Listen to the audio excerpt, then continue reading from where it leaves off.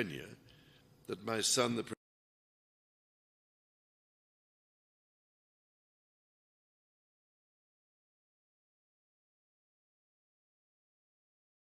of Wales proposed to his wife, now my beloved daughter-in-law. For my part, I recall as if it were yesterday my first visit to Kenya in 1971 with my sister, the Princess Royal. I was, it is fair to say, somewhat younger then, and I can well remember the meeting I had with President Jomo Kenyatta, a towering statesman who inspired such great admiration, affection, and respect. On subsequent visits here, I was most fortunate to be able to spend some time with Kenyan conservationists, from whose profound knowledge of their environment I learned so much. Among them was the late great environmentalist and Nobel Prize winner, Wangari Maathai, someone whom I greatly admired and loved. And I'm very much looking forward to spending a little time with her daughter this week and to planting a tree in her mother's memory.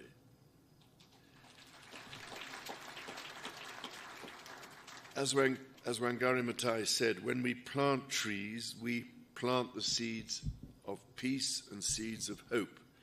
We also secure the future for our children.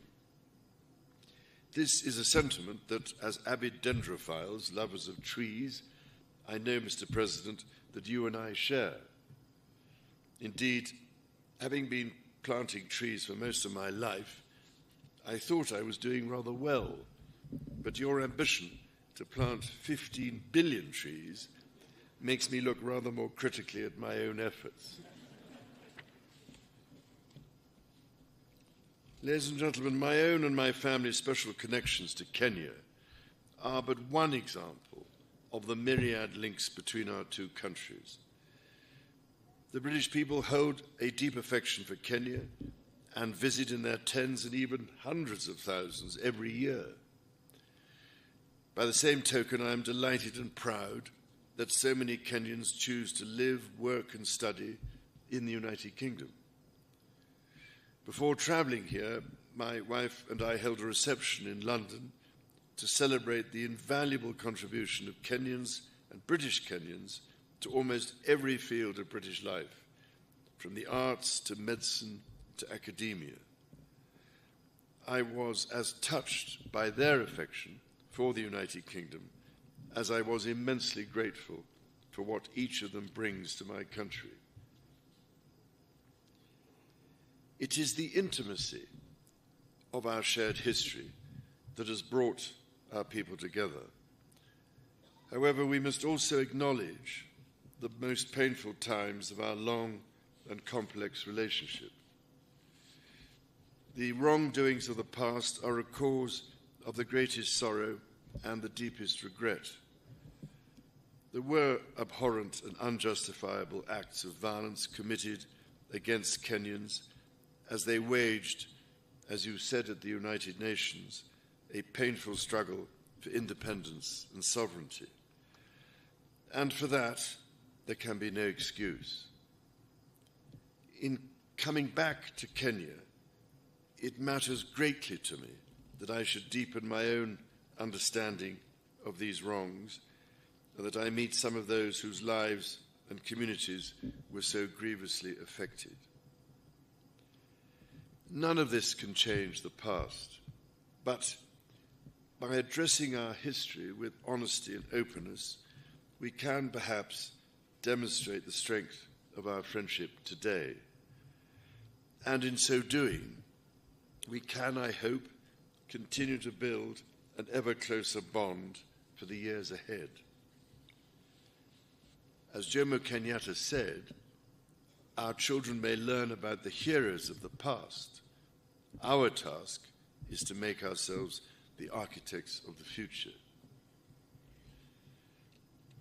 Mr. President, in returning to Kenya, I have been struck by the many ways in which our country's relationship is now closer than ever.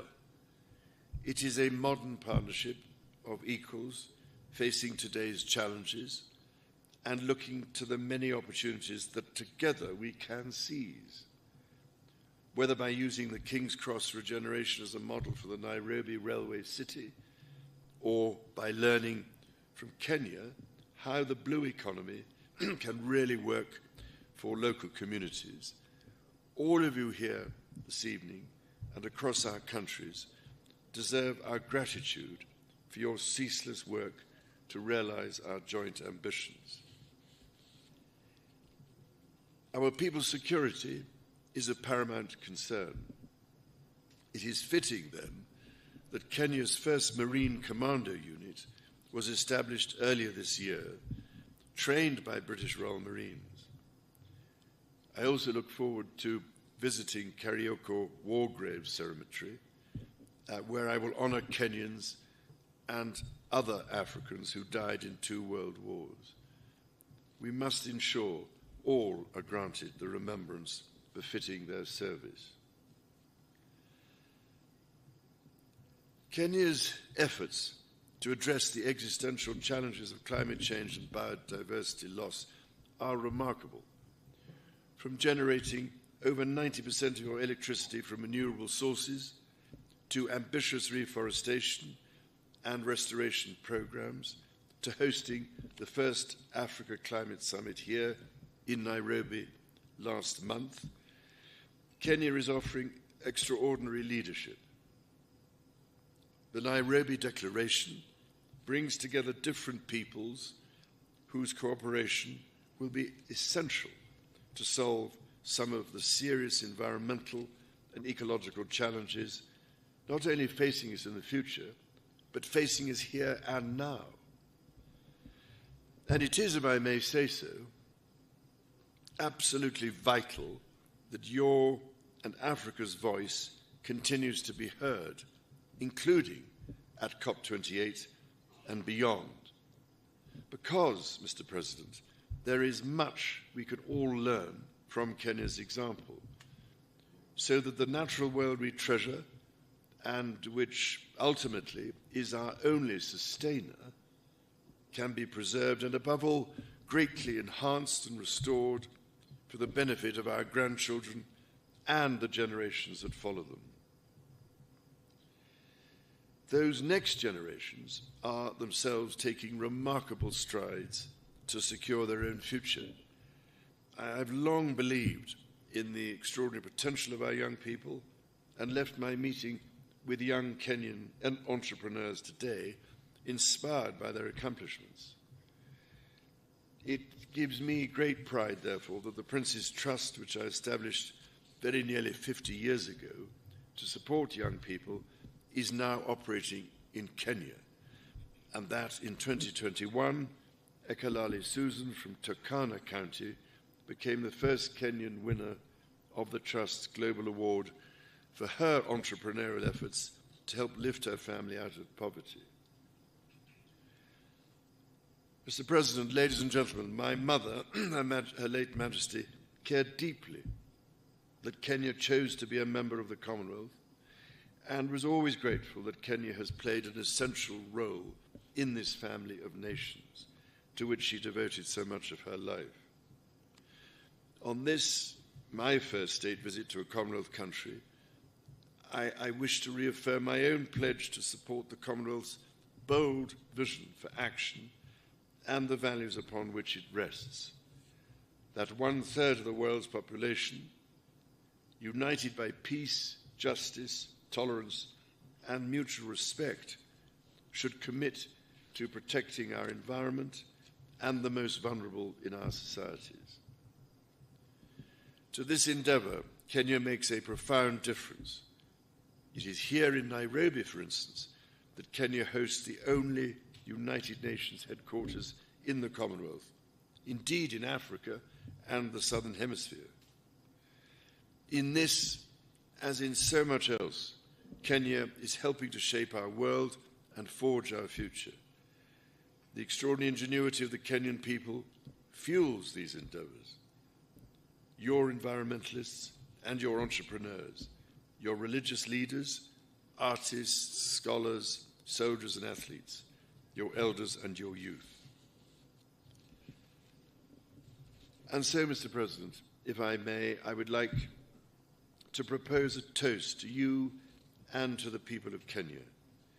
It is upon the enduring connection between our people that our partnership rests. It is on their enterprise, imagination, and fortitude that our common hopes depend.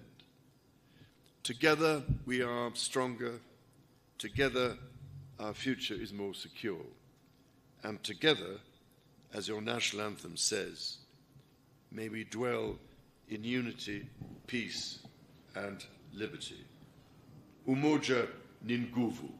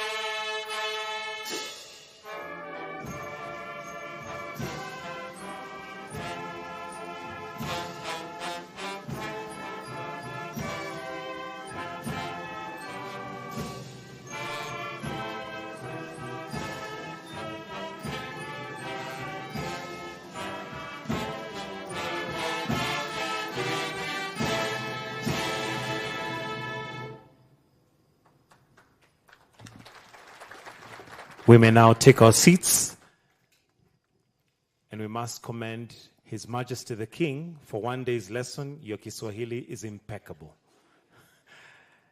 Dinner will now be served, and as you